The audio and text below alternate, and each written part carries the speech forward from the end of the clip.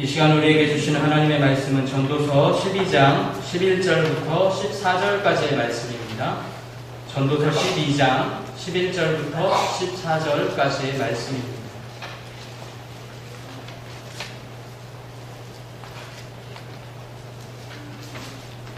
전도서 12장 11절부터 14절까지의 말씀입니다. 다 함께 한 목소리로 합독하도록 하겠습니다. 지혜자들의 말씀들은 찌르는 채찍들 같고 회중의 스승들의 말씀들은 잘 박힌 못 같으니 다 한 목자가 주신 다이니라.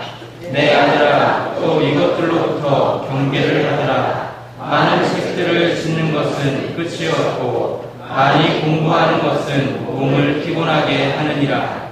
일의 결국을 다 들었으니 하나님을 경외하고 그의 명령들을 지킬지어다. 이것이 모든 사람의 본분이니라. 하나님은 모든 행위와 모든 은밀한 일을 선악간에 심판하시리라. 아멘.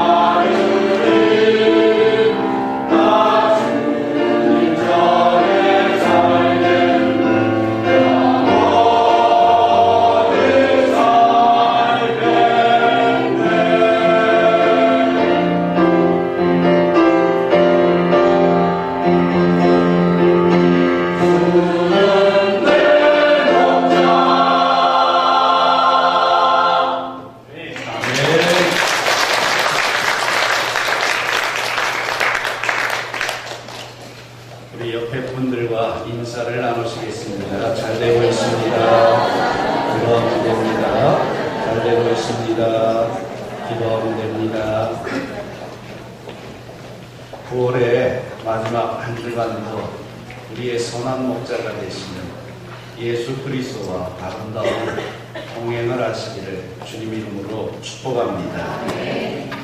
직장 생활을 하는 사람들에게 있어서 기다려지는 날이 있는데 그날은 월급날입니다.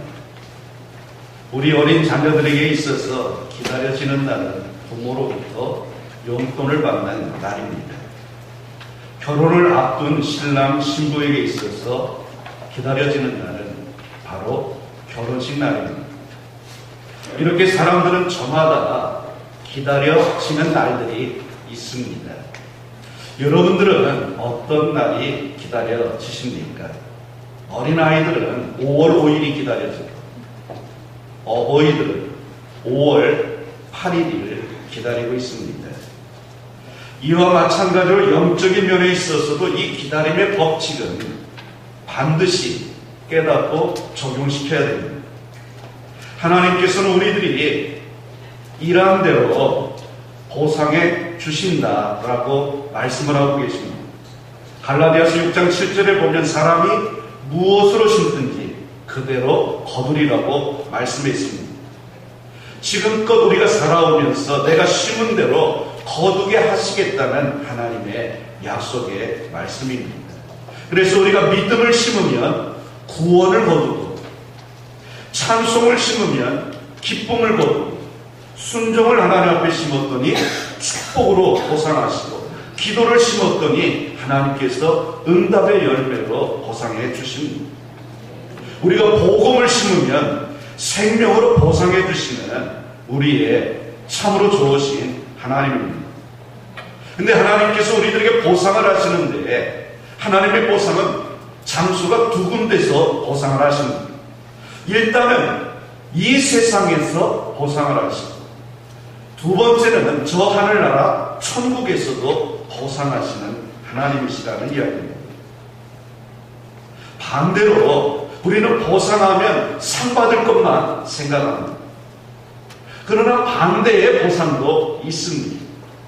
사람이 만일 죄를 지었으면 하나님께서는 보상하십니다. 갚으십니다. 죄에 대한 형벌로 보상하십니다. 하지만 여러분들이 하나님의 말씀을 온전히 지키며 사셨다면 하나님께서는 무한하신 상급으로 보상하시고 지불해 주실 줄로 믿습니다. 그렇기 때문에 우리가 성경을 읽는 여러 가지 주제들이 있는데, 그 여러 가지 주제들 중에 가장 중심되는 몇 가지 주제 중에서도 하나님의 이 심판, 하나님의 보상하심, 중요한 주제 가운데 하나입니다. 마태복음 12장 36절 말씀에 보면 내가 너희에게 이르노니 사람이 무슨 무익한 말을 하든지 심판날에 이에 대하여 신문을 받으리니 라고 했습니다.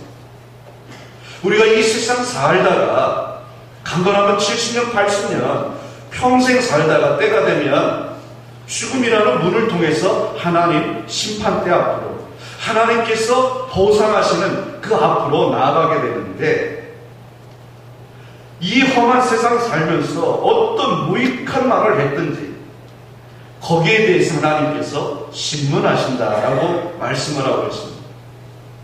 반드시 보상하시겠다라는 이야기입니다. 상급으로 보상하시든 아니면 징벌로 보상을 하시든 하나님은 보상하십니다.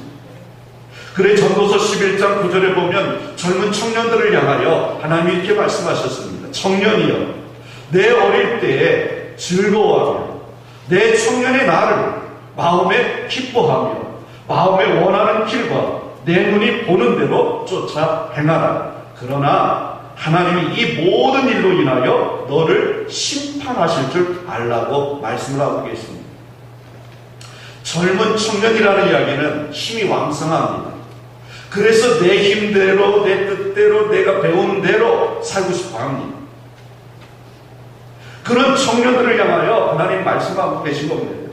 젊은이들이여, 내가 원하는 길 가라. 내 눈이 보는 대로 쫓아 행하라. 그러나 하나님께서 너가 행한 그 모든 일들을 심판하실 날이 있다는 사실도 기억하라는 이야기입니다. 그래서 오늘은 이러한 말씀들을 묵상하면서 하나님의 보상, 즉 상벌에 대해서 말씀을 전하려고 합니다.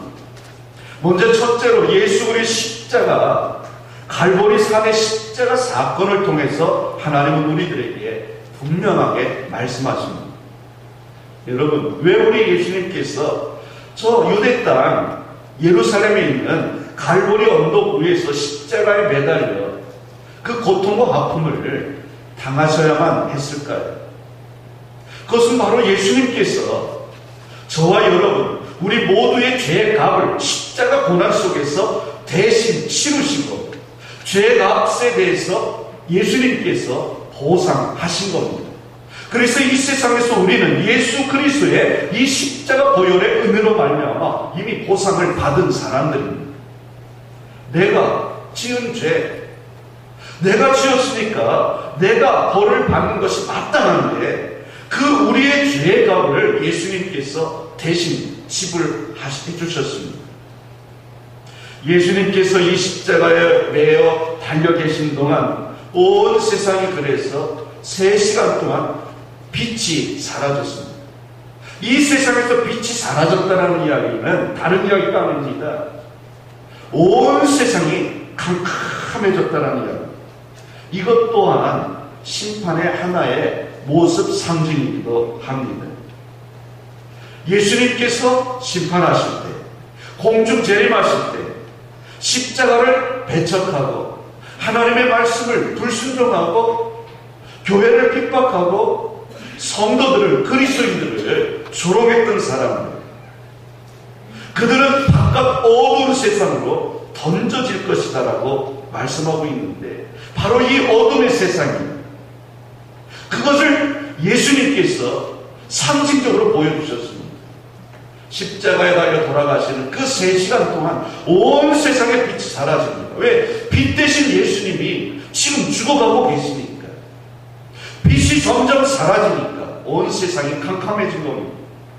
이것은 최후의 심판의 날 죄인들을 둘러쌀 무서운 흑암을 단적으로 우리들에게 보여준 사건입니다.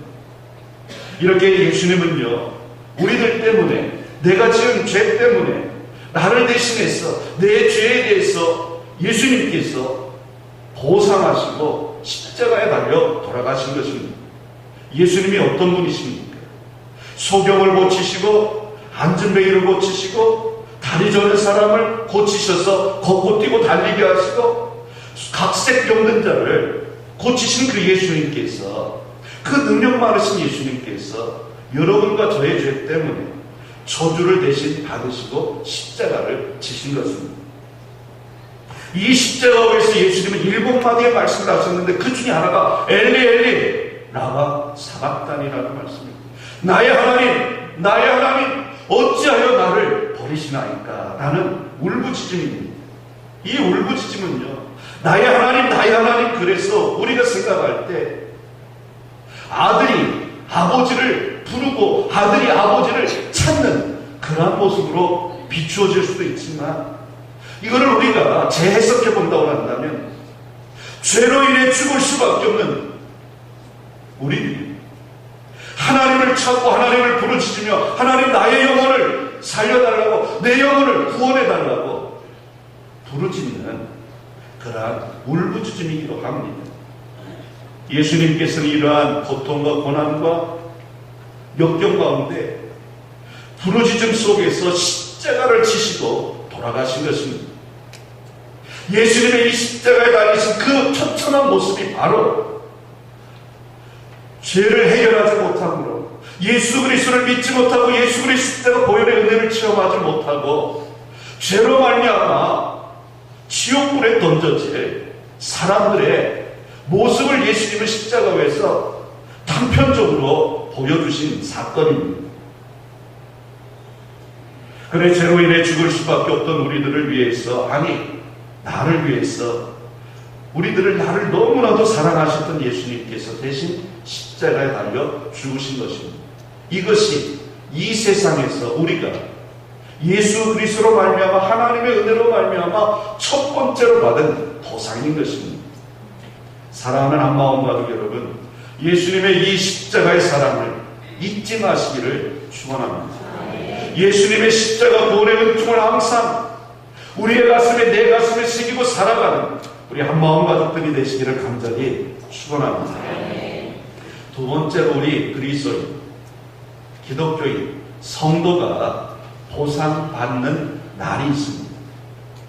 우리 그리스도인들도요, 성도로 할지라도 지은 죄에 대해서는요, 그 대가를 반드시 지불해야 됩니다. 죄에 대한 대가는요, 시간이 지나면, 공소시효가 지나면 사라지는 것이 아닙니다. 반드시 그에 대한 벌은, 응분의 대가는 지불해야 됩니다. 그러게 히브리서 12장 5절부터 8절까지는 이렇게 말씀하고 있습니다. 내 아들아, 주의 징계하심을 경히 여기지 말며 그에게 꾸지람을 받을 때에 낙심하지 말라. 주께서 그 사랑하시는 자를 징계하시고 그가 받아들이시는 아들마다 채찍질 하심이라 하였으니 너희가 참음은 징계를 받기 위함이라. 하나님이 아들과 같이 너희를 대우하시나니 어찌 아버지가 징계하지 않는 아들이 있으리요. 징계는 다 받는 것이거늘 너희에게 없으면 사생자요 친아들이 아니니라 그랬습니다. 하나님을 믿는 하나님의 자녀라 할지라도 벌을 받을 수밖에 없다라는 이야기입니다. 죄를 지었기 때문에 이것을 하나님은 숨김없이 우리들에게 그대로 전하고 계십니다. 하루는 어떤 목사님이 예배를 잘 인도했습니다. 설교를 하고 예배를 마치고 예배당을 나오려고 합니다. 상류사회에 상위 1% 안에 들어가는 한 귀부인이 멋진 옷을 입고 양손에는 반짝반짝 빛나는 다이아를 끼고 목사님 앞으로 나오면서 이렇게 이야기하는 겁니다. 나는 오늘 당신이 선유교한 것을 못 믿어. 나는 당신이 말한 잘못된 그런 행들, 죄라고 당신이 방금 전에 설교했던 그 모든 것들을 다 지켜 행하고 있어. 나는 술 마시고, 나는 늘 담배를 피우고, 나는 늘 카드놀이를 하고, 내 집에서는 매일같이 칵테일 파티가 벌어집니다. 이런 삶을 나는 35년 동안 교회를 다니며 매주 빠짐없이 해왔다. 그런데 하나님께서는 단 한 번도 나를 징계한 적이 없다. 그러므로 오늘 당신이 설교하는 것 잘못된 설교다. 항의를 하는 겁니다. 이 목사님이 어떻게 대답을 했을까요? 35년 동안 하나님이 징계하지 않으셨다는 거예요. 하나님 단 한 번도 이 여인을 향하여 잘못했다고 말하지 않으셨다는 거예요. 그래서 목사님은 대답을 하기 대신에 성경을 꺼내서 읽어드렸습니다.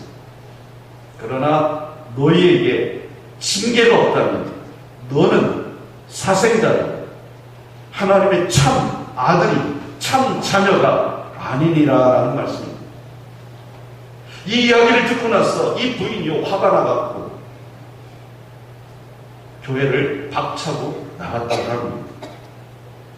35년 동안 하나님 한 번도 징계하지 않았다라는 이야기는 이미 당신은 하나님 보시기에 사생자라는 거예요. 참 아들이 아니라는 이야기입니다. 주의를 범하고 아무 하나님을 향하여 원망하고 불평하고 교회를 향하여 불평하고 그랬는데도 아무런 일이 나한테 안 일어났다. 하나님이 나를 너무 사랑하시는가 봐. 천만의 말씀이라는 거예요. 너희에게 징계가 없으면 너희는 사생자여 참 아들이 아니니까. 이것은요, 이 목사님의 이야기가 아니라 하나님의 말씀을 그대로 읽어준 겁니다. 그렇기 때문에 하나님의 말씀이었습니다. 만일 우리가 살아가면서 내가 죄를 짓는데도 하나님께서 회초리를 들지 않는다면 우리들 역시 하나님의 자녀가 아니라는 사실을 우리는 기억해야 됩니다. 여러분, 우리 현대인들은요, 이웃집 아이들이 잘못했을 때 벌을 주지 않습니다. 제가 어렸을 땐 벌을 줬어요. 꿀밤도 주고 있면 그러면 안 돼. 근데 요즘은요, 이웃집 아이들이 잘못했다고요, 꿀밤 줘보세요. 그다음 일일이 신고 들어갑니다.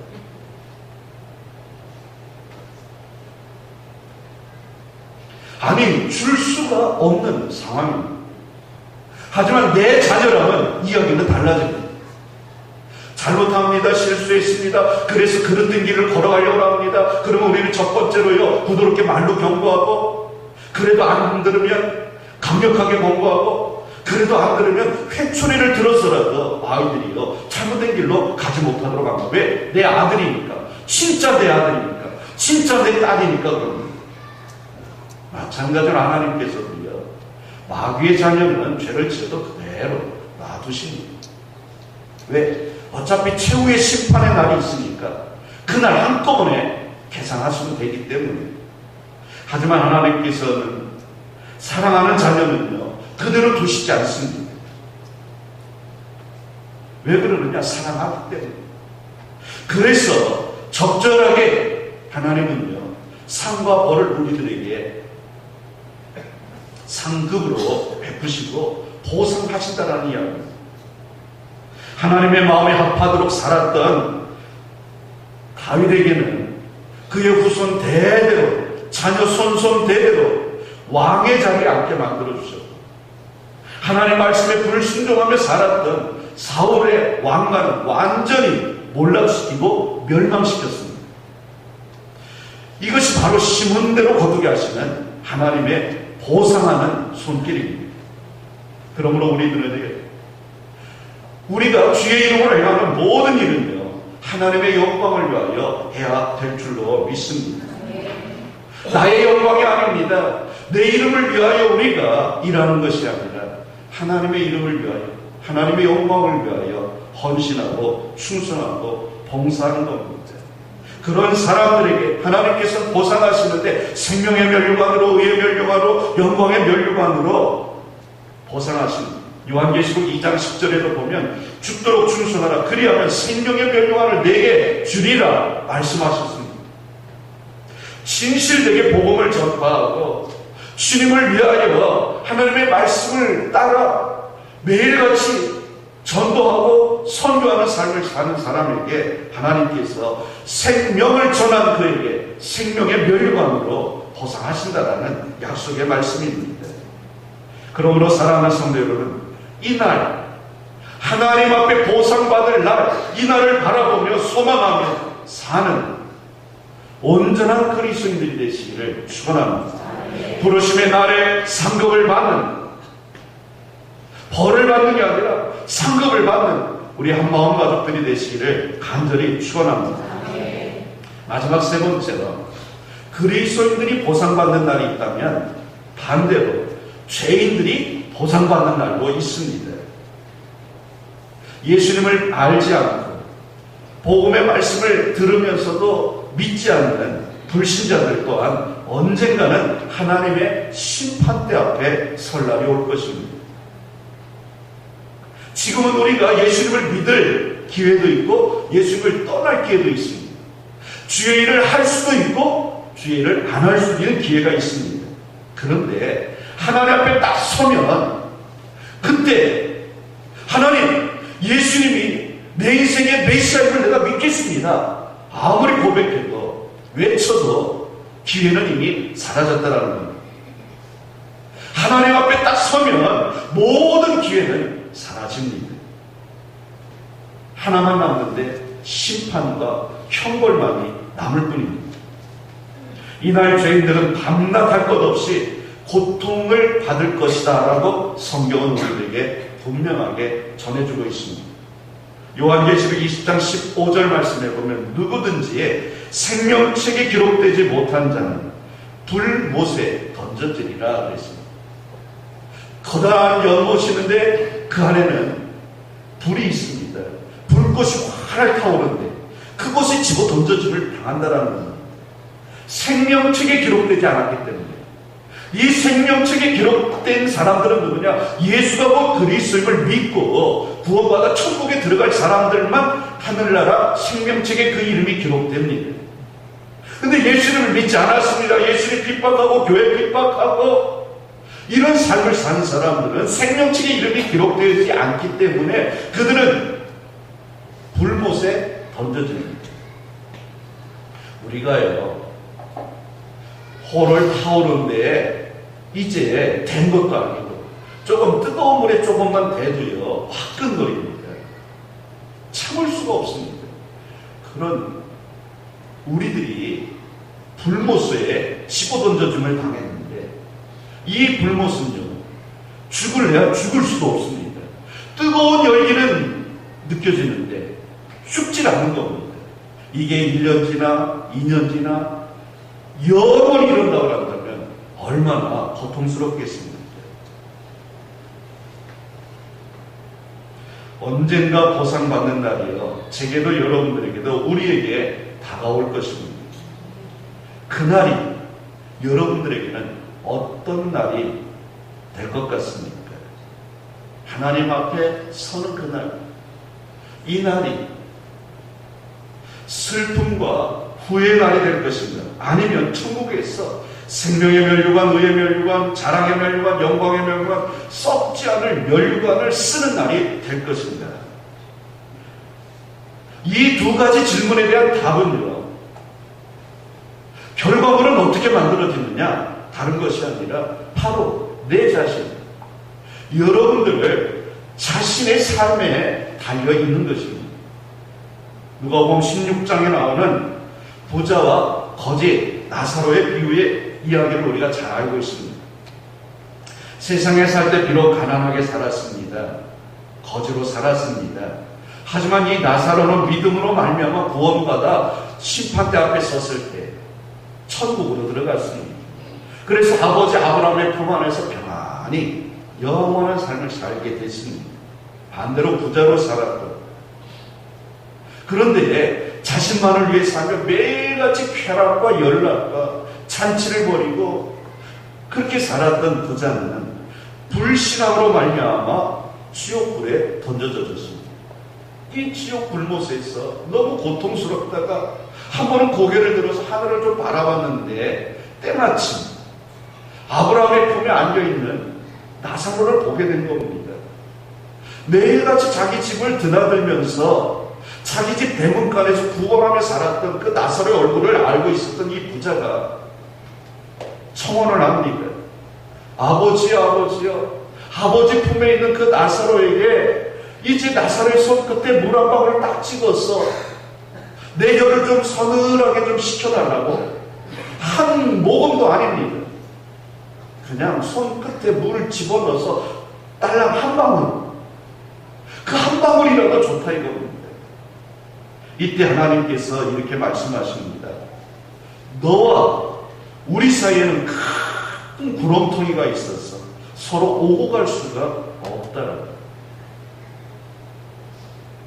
너는 그냥 거기에서 뜨거운 불못에서 영원히 그 신고를 받으라는 이야기입니다. 나사로는 이곳에서 영원한 삶을 살 것이다 라는 이야기입니다. 상벌이 있습니다. 반드시 보상받는 날이 있다라는 이야기입니다. 그리스도인은 그리스도인의 보상을 받을 거고, 믿지 않았던 자들은 믿지 않음에 대한 보상을 받는 것입니다. 사랑하는 한마음 가족 여러분, 상급은 분명합니다. 우리가 하나님 앞에 서는 그날은 내가 원하든 원치 않든 모든 사람들에게 반드시 다가오고 있습니다. 그러므로 주님의 일에 충성을 다해 주님으로부터 칭찬받는 성도들이 되시기를 축원합니다. 하나님의 나라와 주님의 교회를 위해서 헌신하고 충성함으로 상급을 받는 우리 한마음 가족들이 되시기를 간절히 축원합니다. 기도하겠습니다. 살아계신 하나님, 그날은 다가오고 있습니다. 하나님 앞에 나아갈 그날이 다가오고 있는데, 주님, 십자가의 은총을 기억하고 십자가의 그 크신 사랑을 가슴에 새기고 세상에 나가 예수하고 그리스도임을 증거하며 하나님께서 내게 베풀어 주신 생명의 은혜, 물질의 축복의 은혜, 여러 가지 달란트의 그 은사들을 가지고 하나님의 나라와 하나님의 교회를 위하여 충성하고 헌신하며 영광의 멸류관을 상급으로 얻을 수 있는 우리 모든 한마음 가족들이 되도록 축복하여 주옵소서. 그래 잘하였다라고 칭찬받는 우리 모든 집사님, 권사님, 장로님, 우리 모든 한마음 가족들이 되도록 도와주시옵소서. 예수님 거룩하신 이름으로 축복하며 기도 올리옵나이다. 아멘.